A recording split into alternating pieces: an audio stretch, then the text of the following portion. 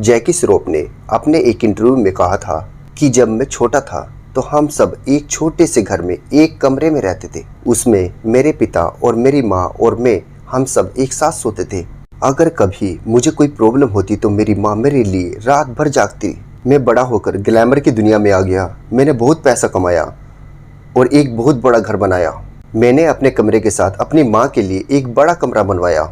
माँ को एक सुंदर और बड़ा कमरा देकर मुझे बहुत खुशी हुई। तब मुझे नहीं लगा कि मैंने अपने और माँ के बीच में एक दीवार बनाई है। एक रात मेरी माँ को दिल का दौरा पड़ा और वो चुपचाप दुनिया से चली गई।